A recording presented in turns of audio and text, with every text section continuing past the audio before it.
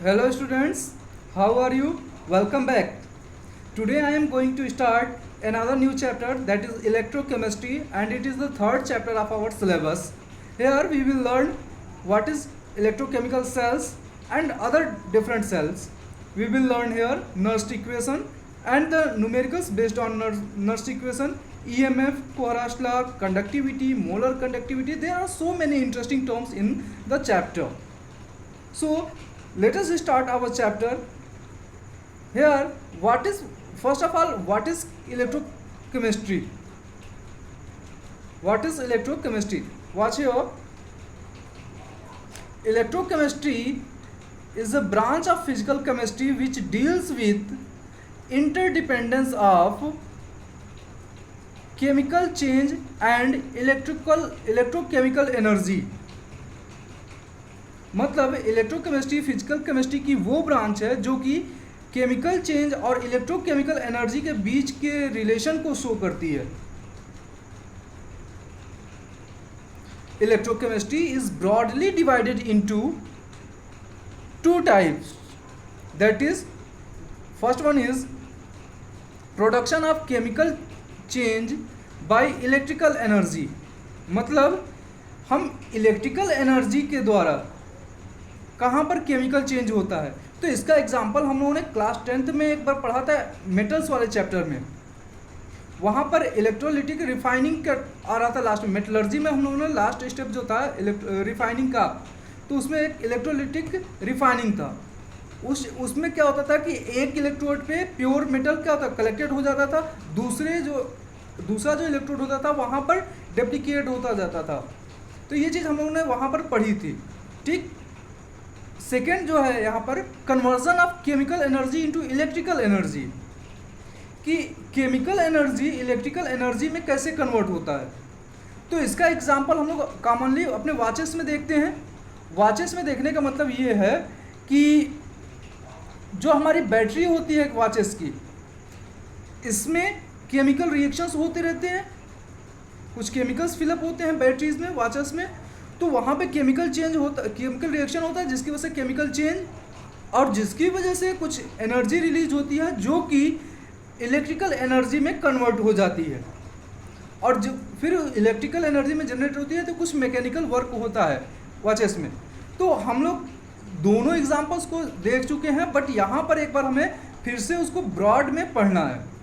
तो first of all electrochemical cell is defined as system consisting of two metallic electrodes dipping into same or different electrolytes in a chemical communication.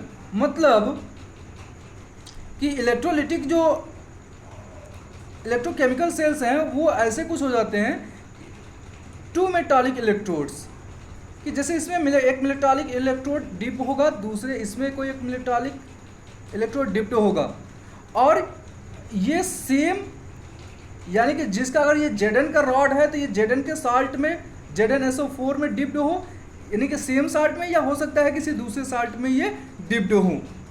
Okay. तो first of all हम जान जाते हैं कि electrochemical cell का example क्या है और कैसे पढ़ेंगे.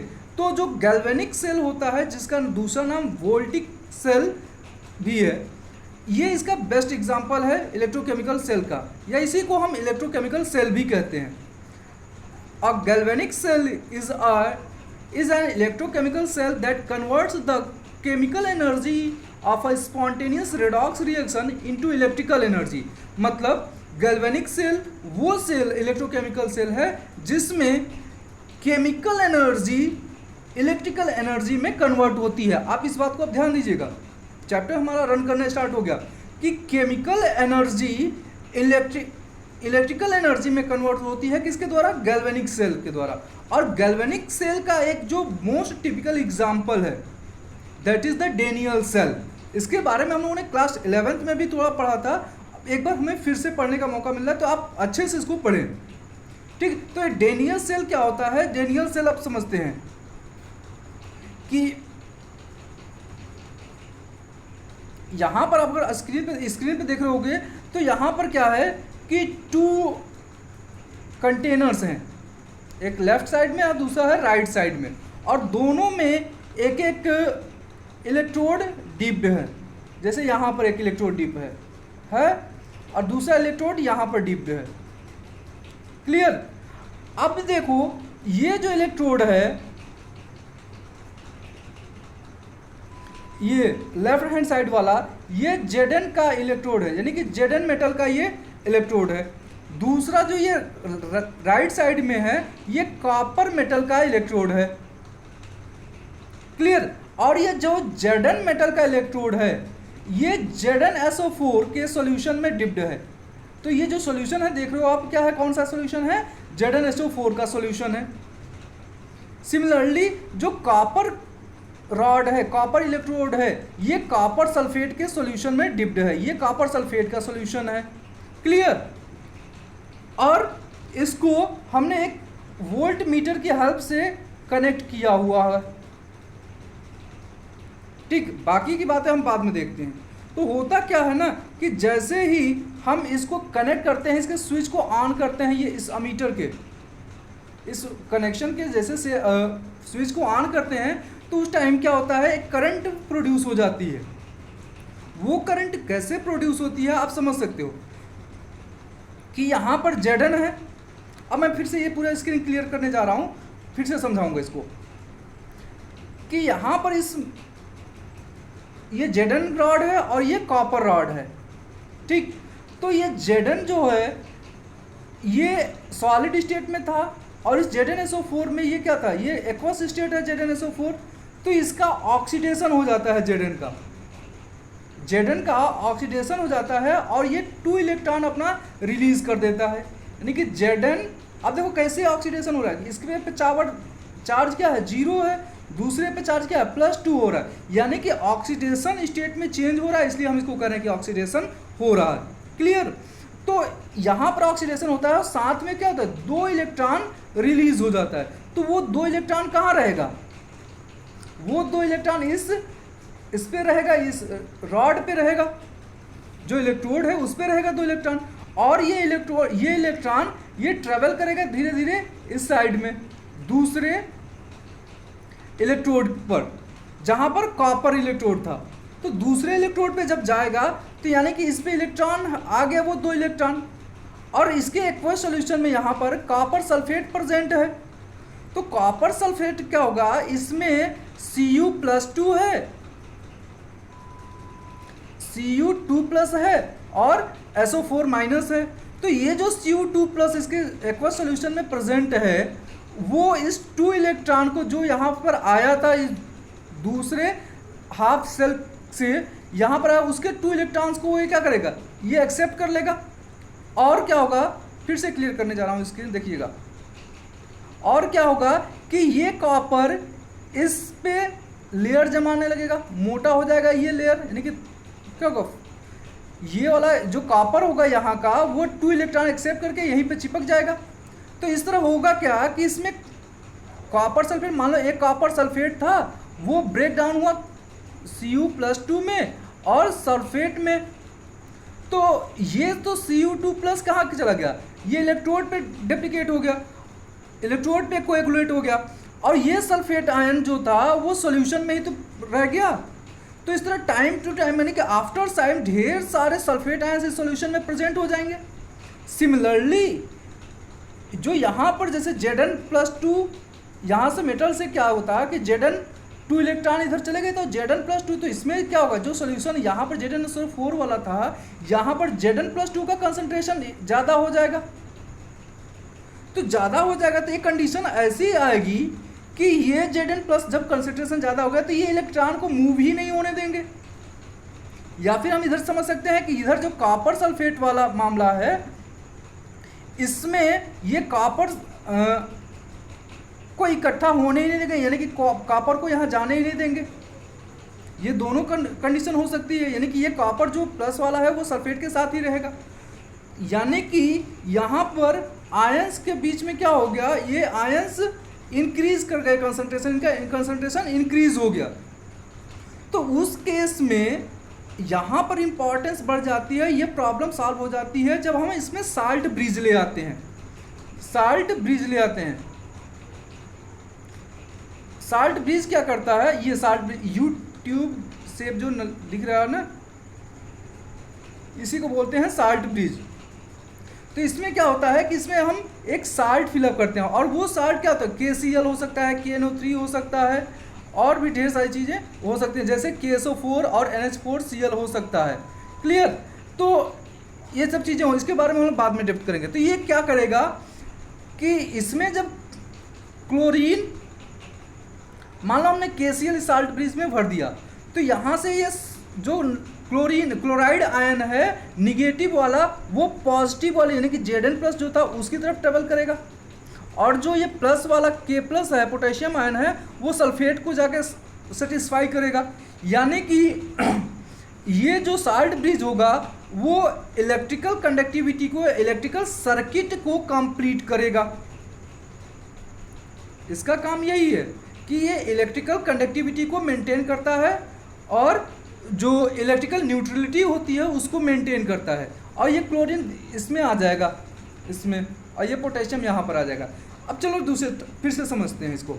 यानी कि हाफ सेल, ये लेफ्ट हाफ सेल है, Zn को, इसको हम हाफ सेल रिएक्शन कहेंगे। तो ये Zn से Zn+2 हुआ और 2 इलेक्ट्रॉन रिलीज हुआ, तो ये लेफ्ट हाफ सेल हुआ, या इसको oxidation cell reaction, oxidation reaction भी बोल सकते हो यहाँ पर। सिमिलरली जस्ट इसका अपोजिट दूसरे साइड में कॉपर का रिडक्शन हुआ, यानी कि राइट साइड हुआ, राइट हाफ हो गया, सेल रिएक्शन हो गया। अच्छा, ये ऑक्सीडेशन और ये रिडक्शन रिएक्शन हो रहा है, अगर इन दोनों को हम कंबाइन कर दें तो ये रेडॉक्स रिएक्शन हो जाएगा ना। तो आप इसको देखिए अब यहाँ पर,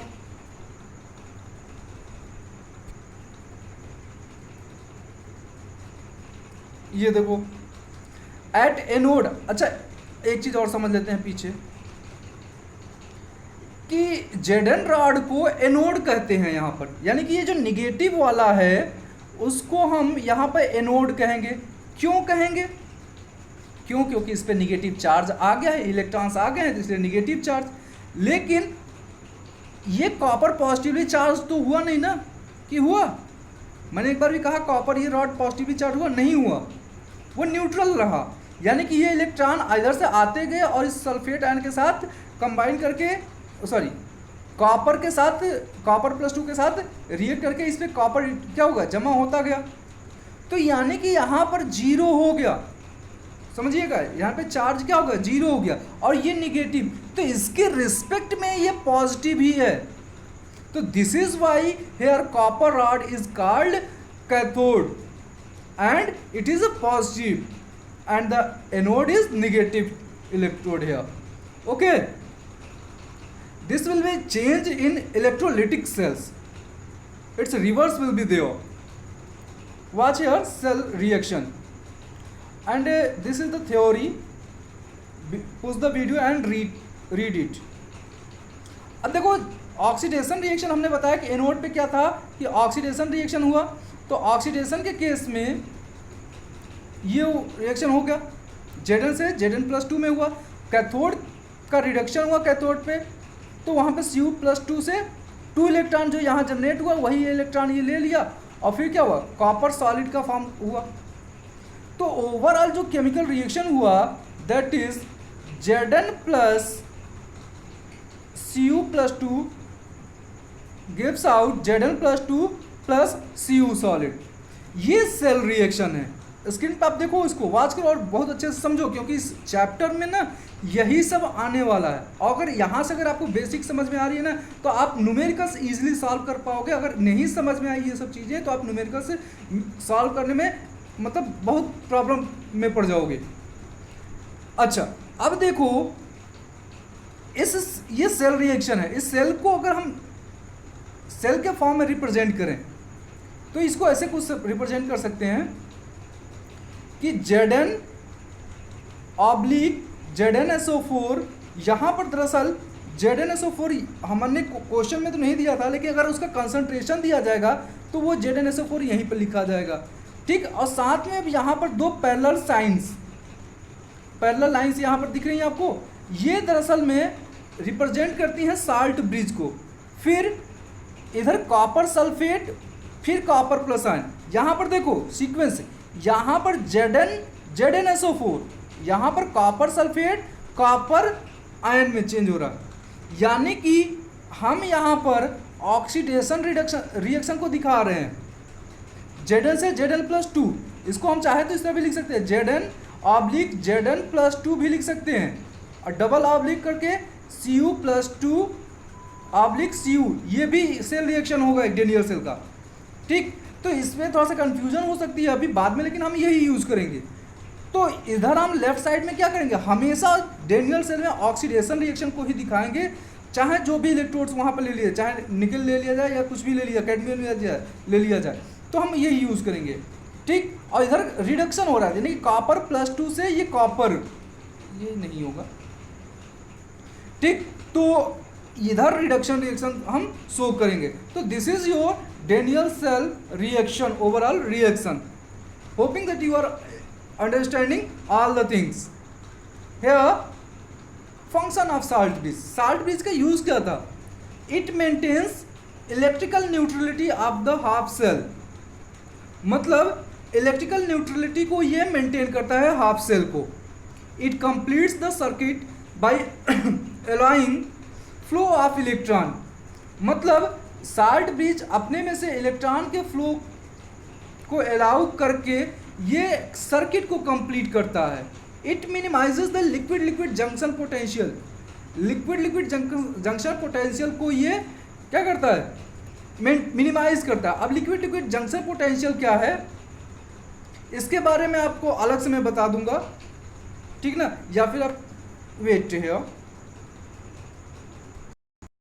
लिक्विड जंक्शन ये हो सकता है कि जिसमें आप अगर कोई दो इलेक्ट्रोड को एक ही सॉल्यूशन में लो, तो इसमें क्या होगा कि जो अपोजिट निगेटिव वाले आयंस और पॉजिटिव वाले आयंस ये एक लेयर बना लेंगे, तो इसी को बोलते हैं लिक्विड जंक्शन। तो ये जब साल्ट ब्रिज इसमें यूज होता है तो इस चीज़ को ये नहीं होने देता है।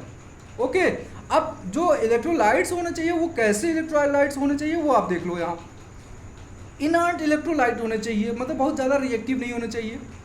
Do not react with ions half cell rods, मतलब अगर यहाँ पर जैसे हमने KCl लिया था इस पिछले में, तो वो KCl का जो क्लोरीन इसमें आके गिर रहा था, क्योंकि क्लोरीन निगेटिव था और इसमें Zn+2 था, तो इधर क्यों मूव कर रहा था, तो इलेक्ट्रॉन तो बैलेंस हो जा रहे थे, लेकिन वो Cl यहाँ पर आके इसमें क्या कर रहा था, गिर रहा था, इसमें फॉल हो रहा था। ये Cl यहाँ पर इस रॉड के साथ रिएक्ट नहीं होना चाहिए, या उधर पोटेशियम जाके कॉपर रॉड के साथ नहीं रिएक्ट करना चाहिए था। यही कहा गया कि do not react with ions half cell rods. Ionic next है, ionic mobility should be good for both the cations and anions, it should be equal, मतलब कि जिस स्पीड से क्लोरीन मूव कर रहा था इस साइड में, क्लोराइड आयन सॉरी, उसी स्पीड से इधर पोटेशियम भी मूव करना चाहिए। दोनों की आयनिक मोबिलिटी क्या तो सेम होनी चाहिए। ठीक, तो स्ट्रॉन्ग इलेक्ट्रोलाइट जो होते हैं जनरली यूज किए जाते हैं यहाँ पर। ओके, तो इस वीडियो में यहीं तक, उम्मीद करता हूँ आपको बहुत अच्छी वीडियो लगी होगी। तो नेक्स्ट पार्ट का आप वेट कीजिए और इस वीडियो को शेयर कीजिए अपने फ्रेंड्स के साथ। Okay, thank you.